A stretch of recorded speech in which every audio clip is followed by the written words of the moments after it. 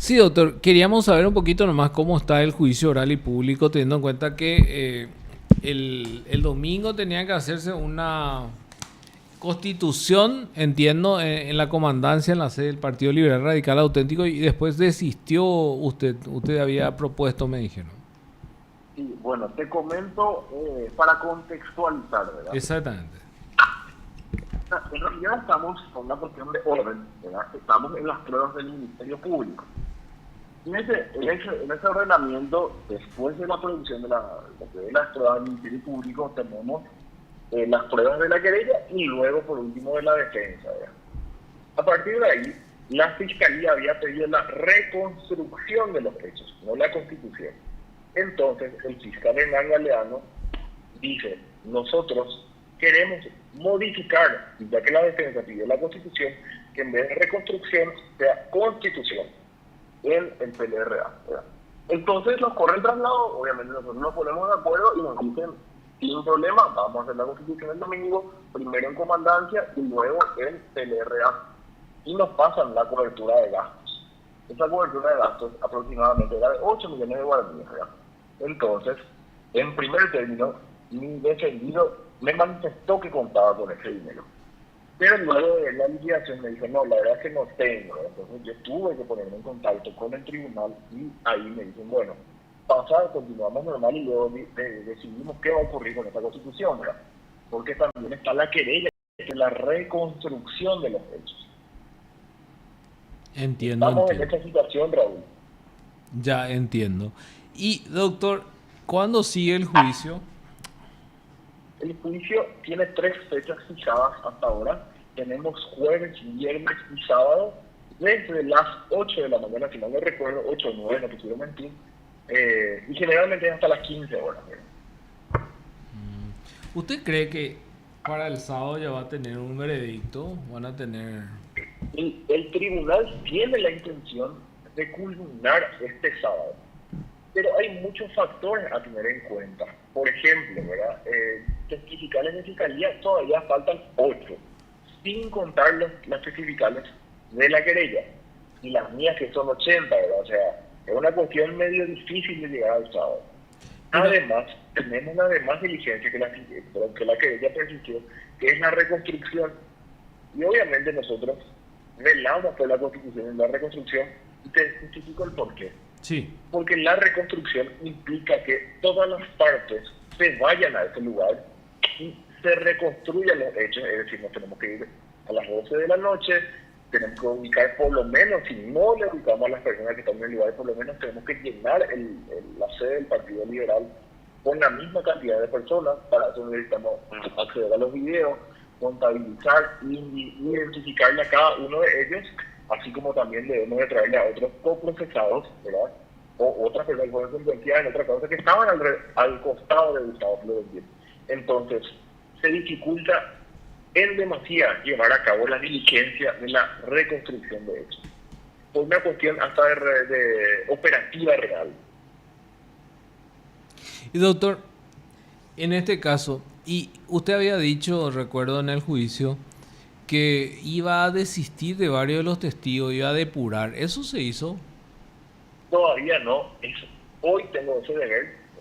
Te comento que estaba en una audiencia preliminar en Cacupé. Hoy tengo que sentarme a trabajar con mi equipo para depurar esa lista de testigos, y yo creo que no me excedería de más de 10 testigos. Ahora tengo que ver la pertinencia real de los testigos, ¿verdad? Entonces, a ver si son conducentes o no al hecho en sí, que es lo que nos está abocando esa discusión, ¿verdad?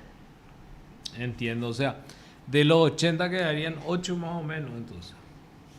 No, la fiscalía le quedan 8, a la fiscalía le quedan 8 testigos. Yo creo que me quedaría con 10 testigos aproximadamente. Ah, 10, o sea, 70 lo que va a desistir. Sí, sí, sí, sí. Tengo que ver cuál es la relevancia de todas las personas. ¿Y pruebas documentales qué más hay, doctor? Y de las pruebas documentales ya quedan pocas. Prácticamente ya concluimos todas las del Ministerio Público. Estamos ahora, deberíamos de pasar con la querella, que es prácticamente lo mismo, y la defensa también tiene prácticamente lo mismo. Me faltarían, así de lo importante, unos informes balísticos, ¿verdad? De pericia balística. ¿Por qué? Porque en esa pericia, en realidad, habla de quiénes dispararon y quiénes no, ¿verdad? Y qué tipo de balas se dispararon de las armas que fueron peritadas. Entonces eso es de suma relevancia para la defensa. Entiendo. Entonces, esas son las pruebas que faltan todavía diligenciar. Así mismo, cabe resaltar, ¿verdad?, que el Ministerio Público, a través de sus propios peritos, ¿verdad?, él determinó que los balines de goma no son letales. Sí. Eso lo dijo el doctor Pablo Lemir, que mencionó que de las 4.000 autopsias que aproximadamente realizó en el transcurso de su carrera, nunca él le tocó realizar una autopsia de una persona que haya muerto por un impacto de balines de goma. Y lo mismo dijo el perito balístico, que en una distancia de 9.20 metros, que una persona reciba un impacto de balines de goma disparado en una escopeta, como la de los hechos, no es letal. Doctor, ¿de dónde sale ese 9 metros con 20 centímetros? ¿Perdón? ¿De dónde sale esa distancia 9 metros con 20 centímetros? A esa distancia estaba Gustavo Florentín de Rodrigo, ¿o no? Agregada por el Ministerio Público. Ese dato sale de la pericia balística agregada por el Ministerio Público, donde dice que desde el punto donde supuestamente Gustavo Florentín realizó el disparo y recibió el impacto de Rodrigo Quintana es 9.20. Y doctor, 9 metros con 20 centímetros. Ya, entiendo. Pero el que recibió Rodrigo Quintana eran balines de metal, no de goma. Así mismo es. Tal cual. Eso nadie pone en tela de juicio. Entiendo. ¿Y cuál es la tesis defensiva entonces? ¿Que él disparó de goma y no fue él entonces? No, la tesis defensiva es que él no disparó. El Ministerio Público es quien tiene que probar que él disparó. Entiendo. Pero además agregamos de que él nunca tuvo conocimiento de que si es que él disparó y el Ministerio Público logra probar que ese cartucho tenía balines o compuestas de plomo y no de goma. Ya. De todo modo, alguien tuvo que haber disparado teniendo en cuenta que el que recibió, o sea, la víctima tiene esos balines. Claro, no, de que el disparo existió. De ahí a que haya sido Gustavo Florentín es otra cuestión completamente distinta. O sea, en síntesis, la defensa niega que el que aparece en el video disparando sea Gustavo Florentín. Hasta el momento no se puede identificar en el video que haya sido él el que disparó, porque de la posición y la distancia no se identifica quién disparó, uno. Y dos, haciendo una suerte de colección global de las pruebas y un análisis global, indica que no disparó, ¿verdad? Pero veremos qué resuelve el tribunal. Hasta ahora, una sola cosa se probó, y que es lo que donde no hay controversia de ninguna de las partes, es que hay una turba, un grupo de personas que se fue a violentar el edificio de ese color, rompió un blindex, intentó acceder, intentó quemar el edificio, a veces pide auxilio, ayuda a la Policía Nacional, se va un pelotón a auxiliarlo y al llegar a la sede del periódico le advierten los periodistas a los policías: cuídense porque esas personas están armadas, y le exhiben una foto y un video de personas en motocicletas de esa turba que estaban armadas. Y ahí es donde le empieza a repeler la Policía Nacional a esa turba, y esa turba se refugia dentro del Partido Liberal y empieza a agredir a los policías desde el Partido Liberal. Eso es lo único que se probó hasta ahora. Eso está probado con testimonios. A más de la muerte de Rodrigo Quintana, que está más que probado, doctor, supongo. Obvio, no, por supuesto. No se pone en tela de juicio que Rodrigo Quintana haya recibido un impacto de bala con 9 perdigones de plomo en la espalda y que haya muerto. Eso no está en tela de juicio. También. Hay otras cuestiones que para llegar ahí tenemos que comprobar. Y hasta el momento lo que se comprobó, obviamente, la muerte está por demás, porque hay un certificado de defunción, y lo digo de manera muy respetuosa, es que la turba agresiva se escondió dentro del PLRA y agredió desde el PLRA hacia la Policía Nacional. En esa parte estamos discutiendo ahora. todavía no estamos discutiendo, o todavía no llegamos a los detalles de quién disparó y cómo disparó.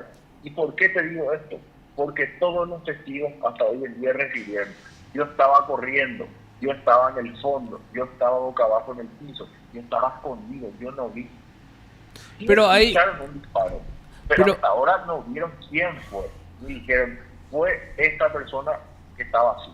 Pero hubo un informe que leyó el doctor Hernán Galeano, quiero decir, donde decía que se le identificó a Gustavo Florentín, que fue presumiblemente, que usted resaltaba eso, el que disparó contra Gustavo Florentín, y que él tenía un casco azul y el que le seguía tenía un casco blanco, decía el informe. En realidad esta es una digitalización, ¿verdad? Es una digitalización de los hechos, pero eso todavía no está probado. Que haya una digitalización, yo también te puedo poner que tenían los dos cascos rosados también. Es una digitalización que hace una persona, obviamente lo digo yo con todo el respeto a la persona que digitalizó, pero eso no hace renacer ni es una ciencia exacta. Es una digitalización de supuestamente la teoría del que mantiene el Ministerio Público, la hipótesis del Ministerio Público. Eso no se encuentra probado. Entiendo. Y así como está, doctor, evidentemente que va a pedir la absolución. Y mira, yo creo que sí, hasta hoy en día, de todos los testigos del Ministerio Público, ni uno dijo que fue Gustavo Florentín el que disparó. Ni uno pudo señalar, ni uno le pudo reconocer, ni uno de todos los testigos. Doctor, ¿y va a declarar Gustavo Florentín? Sí, va a declarar, por supuesto. Al final del juicio va a declarar. Entiendo. Doctor, aprovechando un poco la comunicación, quería consultarle sobre la causa donde usted le está representando, entiendo que todavía a Carolina González, nuera de Ramón González Daer. Lo último que supimos es que en diciembre se había rechazado una recusación en contra del ministro Alberto Martínez Simón. ¿Sigue pendiente que se resuelva algo en la corte, doctor? Sí, en realidad sigue sin integrar su sala en corte. Lastimosamente es una causa muy controvertida que se extendió además, para mi gusto, ¿verdad? Yo soy de la teoría de avanzar rápido en las causas. Pero sí, ya inclusive te cuento que aceptó la integración el doctor Martínez Simón. En realidad se le puso en su despacho, fue otro ministro que le repuso, no recuerdo, pero el doctor Martínez Simón la semana pasada aceptó la integración y falta un tercer miembro para que se conforme sala. ¿Y ahí que iban a estudiar una acción de inconstitucionalidad? En realidad, en la causa de Carolina González, bueno, ahí tengo que poner en contexto. El acta de imputación fue puesta en crisis, así como la providencia que admitió el acta de imputación y fijó fecha de requerimiento conclusivo. Esa nunca quedó firme.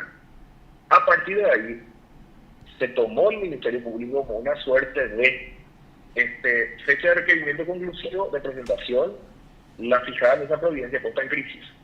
Pero pide prórroga de eso. Nosotros nos opusimos a la prórroga. Y entonces se tiene que resolver, primero, si se admitió o no la imputación. Segundo, si se concedió o no la prórroga. Y tercero, es si los fiscales recusados que firmaron el acta de acusación pudieron haberlo hecho. Entonces, esas son las tres cuestiones puntuales que están puestas en crisis. ¿Y eso en dónde está, en síntesis? ¿Es una acción de inconstitucionalidad o qué es? ¿O un recurso ante la sala penal? Planteada como una apelación y luego como una casación. Entiendo. La apelación es respecto a la prórroga. Sí, así mismo, la apelación de la prórroga, claro, porque la instancia originaria de la prórroga es la Cámara de Apelaciones. Entonces, apelamos eso y casamos la decisión que admitió el acta de imputación. Entiendo. Y hasta ahora entonces está el doctor Martínez Simón, ¿y el otro quién es? No te quiero mentir porque no tengo a mano, ¿verdad? Pero sé, porque me notificaron hace poquito que hace una semana aproximadamente integró el ministro Martínez Simón. Falta un tercero nomás ya entonces, doctor. Falta un tercero, así mismo es. Bueno, doctor, le agradecemos mucho su tiempo y sus explicaciones, muy amable de su parte. Por favor, a ustedes le agradezco por el espacio de siempre Les deseo una muy buena tarde. Igualmente, doctora, hasta luego. Hasta luego. Hasta luego. Usted está escuchando